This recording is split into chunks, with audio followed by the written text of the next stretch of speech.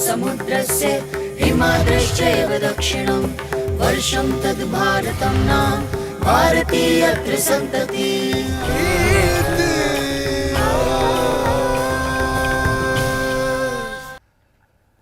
Namaste. Welcome to today's episode of Itihasa. Itihasa, itihi asa. This is indeed what happened. When we think of Itihasa, we usually tend to think of the Ramayana and the Mahabharata. More the second, because those expressions, Itihasa, are particularly used for the Ramayana and the Mahabharata. Today's episode of Itihasa focuses on the Mahabharata.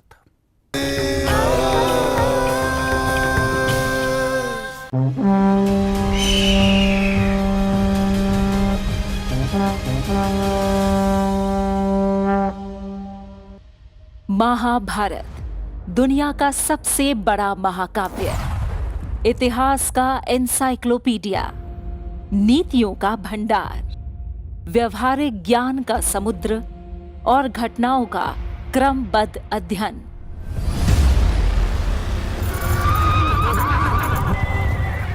Mahabharat संग्रह है कुरुक्षेत्र के पवित्र मैदान में भगवान श्री कृष्ण के श्रीमुख से दिए जाने वाले गीता के ज्ञान का। महाभारत कथा है भारत की सदियों पुरानी सभ्यता की, अधर्म पर धर्म के विजय की, कौरवों के हार की, पांडवों के जीत की, कुंती के त्याग की, द्रौपदी की प्रतिज्ञा की। महाभारत के इन किरदारों को, इन घटनाओं को हमने पढ़ा है, सजीव चित्रण के जरिए जिया भी है।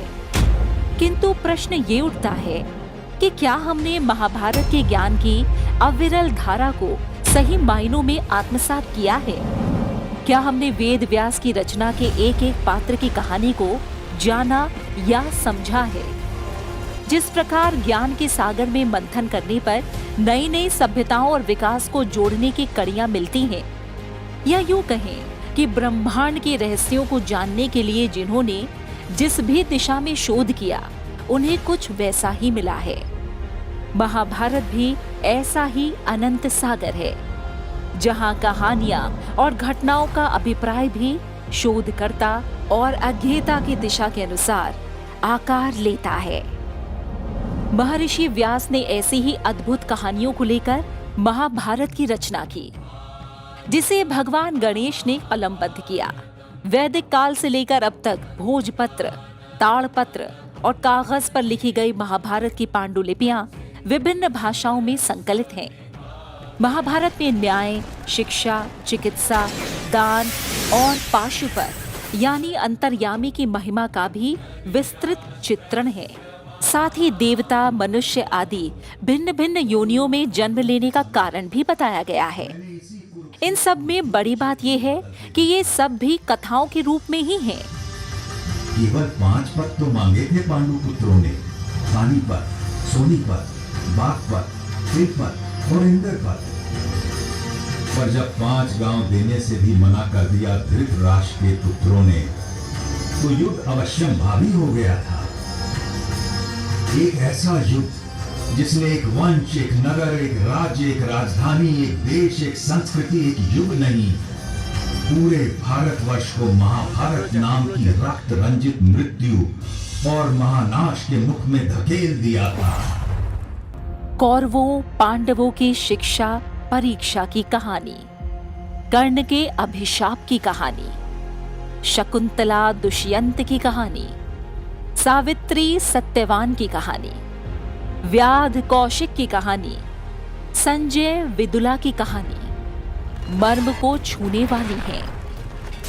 सृष्टि और प्रलय की कथा, प्रकृति के स्वरूप का चित्रण, योग के सभी रूपों का विश्लेषण, अर्थव्यवस्था की परिकल्पना, पर्यावरण संरक्षण का प्रसंग, राजनीति के नियम और शासन चलाने की नीतियां, ये सभी महाभारत की कथाओं के स्रोत रहे हैं। इसलिए कहा गया है यदि हास्ति तदन्यत्र यन्न हास्ति न तत्क्वचित्, अर्थात जो कुछ इसमें वर्णित है वो कहीं ना कहीं दिख ही जाएगा, लेकिन जो इसमें वर्णित नहीं है वो कहीं नहीं होगा, ये निश्चित है। सहस्त्रों वर्षों की घटनाओं का क्रमवार लेखन और इससे भी बड़ी बात कि आने वाले सहस्त्रों वर्षों तक इन घटनाओं को दुनिया के बड़े हिस्से में उसी स्वरूप में पहुंचाना और जीवन व्यवहार के क्रम में लोक चर्चा का हिस्सा बना देना किसी आश्चर्य से कम नहीं। इस आधार पर कह सकते हैं कि महाभारत के विभिन्न पात्रों से कौन परिचित नहीं, लेकिन इस सच की एक सीमा है। योगीराज कृष्ण, पांडव, कौरव और दोनों पक्षों से जुड़े विशिष्ट लोगों की कथाएं तो वास्तविकता में हर किसी की जुबान पर हैं, लेकिन कई पात्र ऐसे भी हैं जो चर्चा से विलुप्त रहे। इसके साथ ही महाभारत के बड़े पात्रों से जुड़ी कुछ घटनाएं भी हैं जिनकी अधिक चर्चा नहीं हुई। इतिहास की इस कड़ी में बात होगी महाभारत के उन पात्रों और उन कहानियों की जिनकी चर्चा कम या ना के बराबर होती है, जो आज लोगों की दृष्टि से ओझल और गौड़ भी हैं। बर्बरीक, घटोत्कच, इरावान, उडुपी, चित्रांगदा कुछ ऐसे ही पात्र हैं। और क्या थी ऐसी घटनाएं जिनके बारे में भी कम ही जानकारी है। इतिहास की इस कड़ी में बातचीत इन्हीं बिंदुओं पर।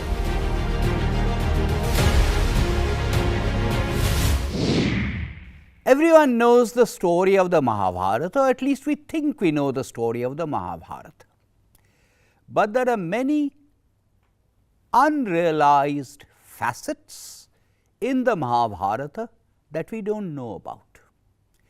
To tell us about those hidden layers of the Mahabharata, I am joined today by an author, Ami Ganatra, who has published a book called Unraveling the Mahabharata.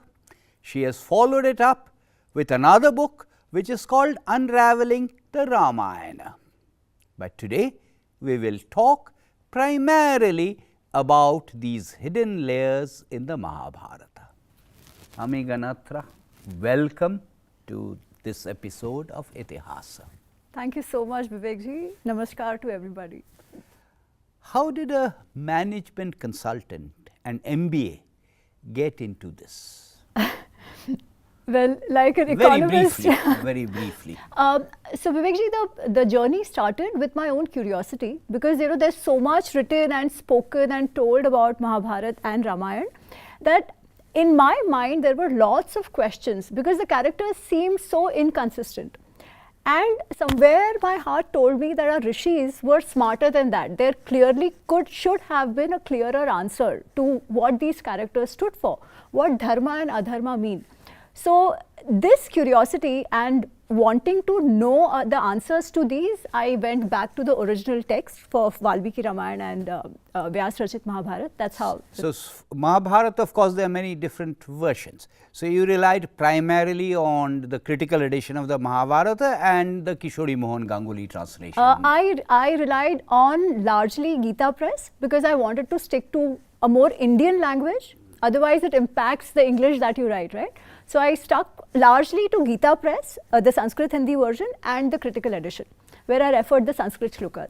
So tell us about the Vyasa Guha and the Ganesha Guha.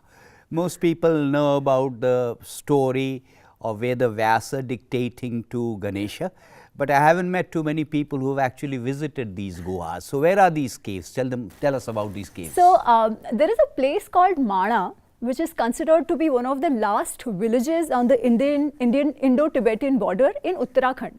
So when we go to Badrinath of one of these Char Dhams, from Badrinath, Mana is about 3 to 4 kilometers. So you go up 3 to 4 kilometers, and it is said that that is where Vyasji actually composed the Mahabharata over 3 years, and then Ganeshji wrote it. And when you go there, you see that there is a gufa which says that this is 5,000 years old, and now they have a murti of Vyasji, and there is a Ganpati temple. So there is Vyas Gufa on the top. A little further down is the Ganesh Gufa. And it actually ties in with what we read in the text as well. It says that Punye him vatah pade madhya giri guhalay. So this is on the foothills of the Himalayas and in a cave. So that's how it is. It's like in a cave of the mountain. These two caves are. It's just wonderful. You feel connected to this civilization which goes back like thousands of years. The Mahabharata is almost like an encyclopedia, and when people say that we know the Mahabharata, they really mean that they know about the Kuru Pandava story, which is only one part of the Mahabharata. They know about the Kauravas, they know about the Pandavas. But there are all kinds of other relatively unimportant characters also. So tell us about Varvarik. So interestingly, Barbarik doesn't appear in the Mahabharata per se, but the story is very well known. And to those who don't know about Barbarik, it Yes, is said tell us the that story. he was the son of Ghatotkach. And he was so powerful that he had a boon that whichever side he fights on, that side will win. But that came with a condition. The clause was that he had to fight on the side of the weak side, on the weak part of the in the war. Now, when he learnt about the Kurukshetra war that was going to happen, he came up to Krishna and he said, I want to fight the war. Now, this clause of the boon is very interesting, right? Because whichever side he is on, that side will win. He's so powerful. Now, if that side starts winning, he has to shift to the other side because he can only fight on the weak side. So, if he keeps shifting, eventually it is going to be a total vinash, right? So this sounds like a management consultant's delight. We keep getting our money that way, yes. Yeah. Anyway, continue. So, so then Sri Krishna, it is said, he said that, okay, you can't fight the war, but if you want to see the war, what Krishna basically does is he beheads Barbarik, and then the head is put on the top of a mountain from where Barbarik can see the entire war. And then after the war, when Barbarik is asked that what did you see? And Barbarik says, oh, I saw only Krishna. I saw Krishna fighting and Krishna dying and Krishna doing everything here. It was all just Krishnamay. So it's a beautiful story of the bhakti ras of Krishna. However, in Mahabharata per se, we do not find the mention of Barbarik at all. There is another son of Ghatotkach, Ajna Parva, who is mentioned, and he is also a great warrior, but Barbarik is not mentioned. Barbarik story comes from Skanda Puran, and also it's a very famous folklore in Gujarat, Rajasthan, where he is known as Khatushyam. In the Mahabharata proper, the Pandavas are normally perceived to have married Draupadi, with the exception of Arjuna and Subhadra, and with the exception of Bhima and Hidimba. But the Pandavas, in a broader sense, had other wives also. So Arjuna had other wives, and one of his sons was Iravan. So tell us a little bit about Arjuna's wives and Iravan. So Arjun, his character, he's a very desirable person, even in Mahabharata. His description, his skills. So people were always, women were attracted to him. Now the story of Iravan, so Iravan's mother is Ulupi, who was a Naga princess. It so happens that once when Yudhishthir and Draupadi are sitting together, Arjun walks in because he has to get his astras to help a Brahmin. But he violates a code of conduct that was laid out because the 5 Pandavas were married to one woman and they had a code of conduct around it. So then he decides that I have to go on a 12-year pilgrimage because I violated the code of conduct. While going, he reaches Haridwar. And in Haridwar, he's taking bath in the Ganges, in the Ganga, and Ulupi sees him. She's overcome with desire. So she approaches Arjun. It's actually a very fascinating story. She approaches Arjun and she's like, I desire you, you need to satisfy me. But Arjun is like, I'm on a brahmacharya vrat because Which was part of the pledge. Exactly, I'm on a vrata, I can't violate that. And she's like, your vrata is with respect to Draupadi, not with respect to any other woman. And interestingly, she adds that even if you do violate your vrata, the punya that you gain by satisfying a woman who is in desire is a lot more.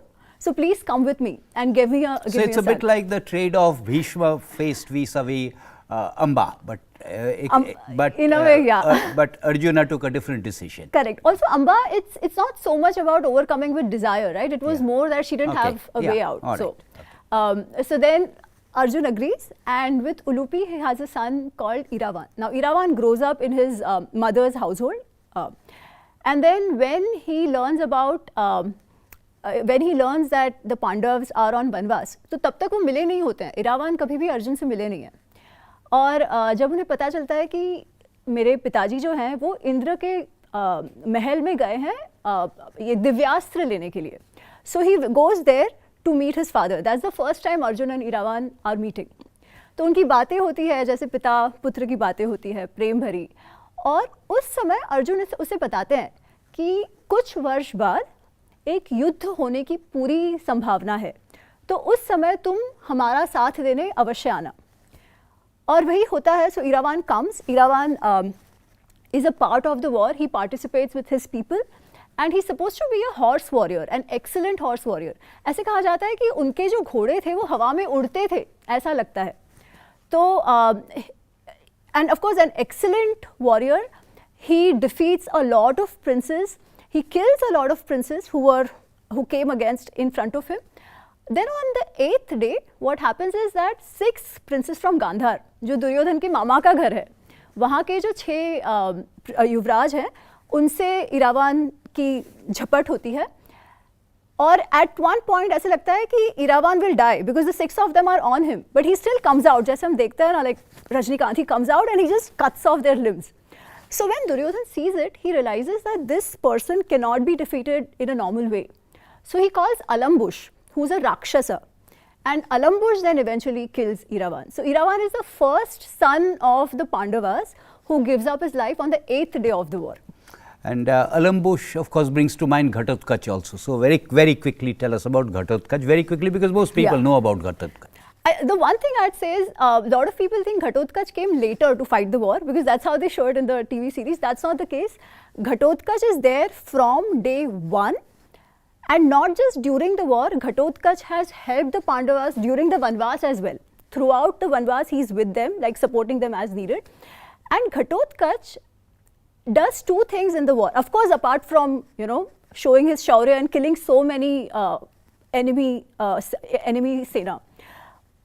In couple of occasions, he actually saves Bhim. Bhim अपने पिताजी की जीवन की वो रक्षा करते हैं when certain Rakshasas are trying to kill him. And most importantly, we know that episode of Karna having the Indra Shakti, right? The Vaijanti Shakti. And Karna had kept it for Arjun. That's when Krishna calls upon Ghatotkacha, because he's like, as long as the Vaijanti Astra is there, Arjun cannot win against Karna, because it was meant for Arjun. So he calls Ghatotkacha, and on the 14th evening, Ghatotkacha is like rampaging the army of the Kauravas. And at that point, everybody requests Karna कि यार कुछ तो करो, नहीं तो ऐसे तो हम सब तबाह हो जाएंगे. तो reluctantly Karna वैजयंती अस्त्र घटोत्कच पर चलाते हैं, और of course उससे अर्जुन का जीवन तो बच जाता है. But even while dying, Ghatotkacha falls on the side of the... Increases the size of his body. Increases his size and falls on the side of the enemy, on the Kaurava side, killing one Akshauhini army altogether. So, Arjuna had several names, and I often ask people, I'm not asking you for that reason, I often ask people, give me 10 names of Arjunas, give me 12 of Arjuna's names. So can you tell us about some of these names, because that's one of the things you talk about in your book. Yes. So there is a story around the names of Arjun as well. The Pandavas are staying in Agyatwas, right, in the court of Virat in Matsya Desh. And at that time, the Kauravas, they attack Matsya Desh because they have an inkling that कदाचित पांडव वहाँ पे है जब कीचक का वध हो चुका है, तो उनको लगता है कि ये भीम का ही काम हो सकता है. So they attack Matsya Desh, and the king is busy fighting on one side. Only Brihannala and Uttar are left. So Brihannala is basically Arjun. So Brihannala accompanies as a Sarthi to Uttar, and they go to fight.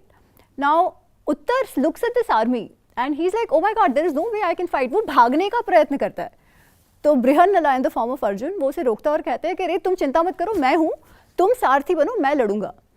And Brihannala was, उनको देख के ये कहते हैं उत्तर की तुम क्या लड़ाई करोगी, तुम तो नाचना गाना कराती हो और तुम तो पुरुष भी नहीं हो.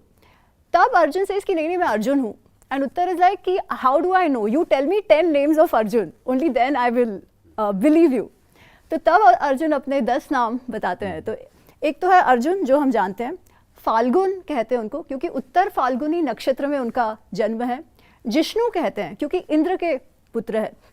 श्वेत वाहन क्योंकि उनका जो रथ है अर्जुन का उसमें सफ़ेद घोड़े लगे हुए हैं. सो श्वेत घोड़े जिसके कारण ही श्वेत वाहन. ही इज कॉल्ड किरीटी क्योंकि उन्होंने वो एक किरीट मुकुट पहना हुआ है, उनको मिला हुआ है. उसके अलावा उनका नाम है कृष्ण. कृष्ण अर्जुन को भी कहा जाता है और कृष्ण नाम उनको दिया उनके पिताजी ने पांडु ने क्योंकि वो इतने आकर्षक पर्सनालिटी के थे. कर्षयते इति कृष्ण. तो ये कुछ उनके नाम है. एक है धनंजय. और एक बात मैं कहना चाहती हूँ, जनरली लोगों को लगता है कि पार्थ जो नाम है वो केवल अर्जुन का है, जबकि ऐसा नहीं है. पार्थ तो पृथा के पुत्रों का नाम है. पृथा इज कुंती. तो युधिष्ठिर, भीम, अर्जुन सभी को पार्थ कहा जाता है. And Kunteya also. And Kaunteya also क्योंकि कुंती के अपत्य पुमान. Since you mentioned Shetavahana, I'm reminded of Shweta. So tell us a little bit about Shweta. Well, I didn't know about Shweta till I read the Vyas Rachit Mahabharat for what it was. And I was very fascinated by the son of Virat, Raja Virat of Matsya. So, श्वेत का उल्लेख केवल युद्ध के समय आता है. And he, Uttar, and there is one more, Shankha. These three are called to be sons of Virat Naresh of Matsya. So on the first day of the war itself, Uttar is fighting with Raja Shalya of Madra Desh and Shalya kills Uttar. So Shwet sees his brother dying and वो एकदम जोश में आ जाते हैं. वो शल्य के साथ युद्ध करने लगते हैं. एक समय ऐसा है जब वो शल्य के रथ पर चढ़कर उनको मारने वाले होते हैं, पर और कौरव सैनिक तब तक आ जाते हैं और शल्य को बचा लेते हैं. But this guy is unstoppable. So he keeps fighting and fighting and fighting and then he comes face to face with Bhishma. And still this young boy is not at all intimidated. वो भीष्म पर वार शुरू कर देते हैं कि वो क्या, the word used is विदीर्ण हो जाती है. भीष्म का पूरा शरीर एरो से विदीर्ण हो गया है. He is mangled with the arrows of Shwet. And there are other yodhas of the Kaurav side who come to protect Bhishma, and even them he takes on. So this young guy takes on the other 6-7 yodhas together. Then at one point, Bhishma is very appreciative. He's looking admiringly at this guy, but he knows that, he has to kill him. Then at one point, Bhishma attacks and Shwet dies on the first day itself. But the whole description of the way this young man fights is just beautiful. And even Bhishma only has good things to say about him. Since we have been talking about fighting, it reminds me of the vyuhas, the battle formations, the army formations. Did you count how many vyuhas were actually used in the Kurukshetra war? What were some of the major ones? So in the Kurukshetra war, so vyuhas, for everybody's benefit, they are the arrangement of the armies. जो सेना का alignment होता है army में, which we have even today, strategic formations. They were there then as well. So every day of the war, both sides had not just one, but sometimes multiple view formations as well. In Mahabharat, I think we don't find names of every day. I think 2-3 दिनों के नाम नहीं है, but I think at least 10 to 13 names are there because there are some repetitions as well.